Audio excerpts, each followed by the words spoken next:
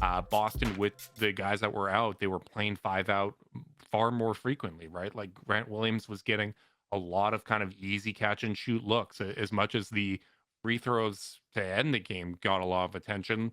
His shooting earlier in the game was a big part of why Boston was up, right? Like he played very well. And I saw a few people say leave Grant Williams behind in Cleveland. Trust me, we would take him. He would probably be starting and playing massive minutes at the small forward Okay, I position. love this. So what's going on with Grant? I don't know. So You he's, tell me. You're the Boston guy here. this is a guy you probably fear a year ago, right? And I guess you do still fear him to some degree. I don't. I mean, I don't know about fear. Like I think he's improved You have this to year. respect him. Yeah, like he's a good player. I think he would be the starting small forward for the Cavs and playing real minutes. I thought not playing him getting a did not play coach's decision was a hell of a flex from Missoula. Where the Cavs, like, they're lean, right? They made a consolidation trade this summer. They sent out 3 shooters and they got a damn good shooter back in Donovan Mitchell, but it's going to take them a little bit of time, right? Like I think I would expect the Cavs this offseason to utilize the mid-level exception to bring in a shooter. Maybe you start to consolidate some of those second round picks and doing a 5 second round picks for a shooter type deal with some of the expiring contracts that they have, and maybe add some shooting to the team, right? But I mean, it's just funny. Like I understand that Grant makes some mistakes, right? Like there are some lapses. Him missing those 2 free throws is brutal. I think the Cavs, the Cavs probably did the best job icing a free throw shooter I've ever seen. You should go back and watch it. I timed it. 45 seconds, Bobby, of them screwing around, talking. You're almost set. Let's get a substitution in. Right when they were almost set, Karis LeVert goes in the lane and asks Jared Allen if they should switch spots. And it was 45 seconds between those free throws. It was hilarious. It was a savvy thing from a young team, but like that is such an aberration. That is an aberration the same way that the Cavs 7-0 overtime record is an aberration. The same way Boston's winless overtime record is an aberration, right? Like I wouldn't put too much stock into it. It's annoying from my perspective. Like I felt guilty almost with that with that win. Like I was expecting a loss 100% before then. I didn't love the fact that they called the foul in that spot. Like I think there's that much contact on every free throw, but every rebound, I should say, not free throw. But it was one of those where it's not a good win for the Cavs, but it was a needed win with the Knicks breathing down their throat. So we'll take it. But the reality is the Cavs need to play a whole lot better down the stretch. They have a month and a bit to get into playoff shape because you look at the 4 teams around them, including the Knicks and the 3 above them. They're playing better basketball right now. I want to circle back to Grant just a second, and then your Cavs point there. But first, we got to tell the people about HelloFresh. HelloFresh back here on the Garden Report. Probably, I don't want to pick and choose, but one of my favorite sponsors. I've enjoyed them a ton.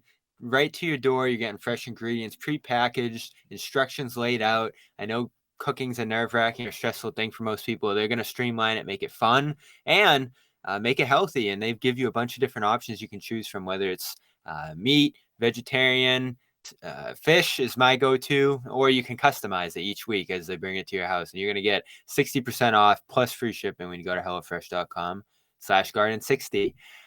Grant, kind of a lightning rod this year. And he has been through much of his Celtics tenure. I love, though, that you look at him as a guy who would help Cleveland. And I look at a lot of teams around the league and think he'll have a market this summer. Restricted free agent, that gets tricky. But he's a 40% three-point shooter, even shooting below 36% since mid-December. And gets hot in this game. He's capable of that. You have to respect him. And his switchability, I think, is still so important. So to see him play 15 minutes in this game, to see the 6 against Indiana and the DNP that you mentioned, I'm worried. And they've brought in other guys, Muscala, Gallinari over the offseason, that you sort of look at and say, all right, are they trying to kind of – and you do have to parse down your salary to some degree. You're a luxury tax team. You've gotten a report that he's looking for $20 million, which I think blows some people's minds. But he'll say that's where salaries are going. There's a TV deal coming. I'm in the union. all the rest. And I think he's an important piece of this team. I'm very interested to see where this is going to go into the playoffs. Is he going to keep losing favor? Is he going to, I mean, after these 2 free throws, who knows where that brings you mentally after you've already been sat in a couple games and gone on this long slump. I think they need him to win a championship. I think they need to keep him into the future. But like you said, team like the Cavs would love to have him. I think there's teams with cap space that would love to have him. So I don't know where this goes. And I think it's a big story, and it's getting the due attention finally that it deserves. Yeah, absolutely. I mean, from my perspective, I don't think there's any way that his value would shrink down to mid-level exception, but Cavs would definitely throw whatever money that they have. Like, I'm assuming they're not reporting, so don't aggregate this, but I would assume that he would be top of the list if he was within their price range. And I think him asking for 20 million. I mean, I was just watching a clip from Nick's film school who was talking about Emmanuel Quickly, and is he going to get Jordan Poole money because he's probably a better player than Jordan Poole at this point, right? Like, this is where salaries are going. I believe it was Bobby Marks that was saying in 2025, mid-level exception is going to be 18 million a year, right? So Wow. like, you have to kind of factor this in, right? I've just kind of accepted that I will not be able to assess what's good and value or good and bad value when it comes to player salaries. But in terms of what Grant Williams can bring, right? Like, that's what you want from a perimeter player, right? Like, guys that are versatile enough to play 3-4, right? At either position, switch, big, strong enough to handle some of the bigger players, able to stretch the floor really well. Like, that is basically what the Cavs were hoping to get, and what they did get early in the season from Dean Wade prior to his injury. But those players are worth their weight in gold, man. And Grant Williams, I don't know how Boston's going to approach it, but like I said, I would love to have him on the Cavs, warts and all. Yeah, and the words are there, and I think they get more frustrating when you start making $20 million.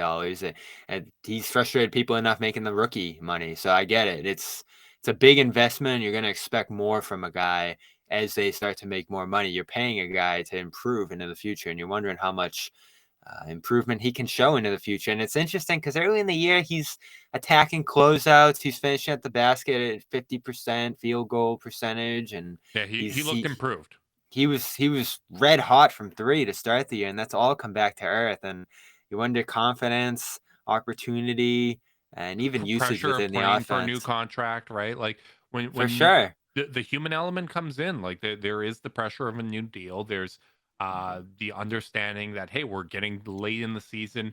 I did not have consistent playing time in the playoffs, right? Like, that's the weirdest thing about playoff basketball. It happens every year. Guys that are valuable contributors in the regular season, all of a sudden you get it to a matchup where you just can't play them as much, right? Like Milwaukee in the championship run had that with Bobby Portis, and he's an essential piece, right?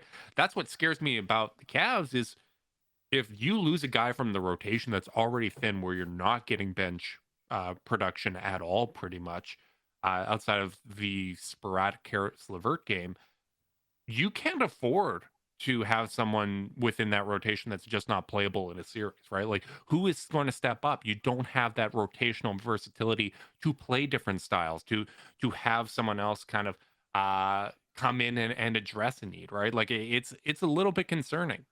Yeah, and you have your guys who you look at as rocks, as staples to the rotation. Certainly, that's a starting lineup. I think each team has a few handful of guys off their bench. And then you have your matchup guys and your guys that probably play a role in certain games and don't play a role in others. To hear Missoula say it wasn't a Grant matchup in that first Cleveland game, that shocked me because I don't look at him as a matchup guy or a guy who gets taken out of certain games in certain series. He might be better in some than others, but there was nothing about Cleveland to me that said he can't play in this game. And Yeah. again, he doesn't get off the bench. You're seeing him on the sideline throughout the game, and all the cameras pointed at him, and he just didn't look like himself. It's just very weird what's going on with him right now. Yeah, it was weird, right? Like, I understand you want to play a little more drop coverage and you want to take away the roller. I just don't see how Grant Williams can't do that, right? Like, it's just it's a weird thing. You would be more familiar with the situation for me, but it's one of those things just from an outsider perspective that it's surprising to me because he is a valuable player.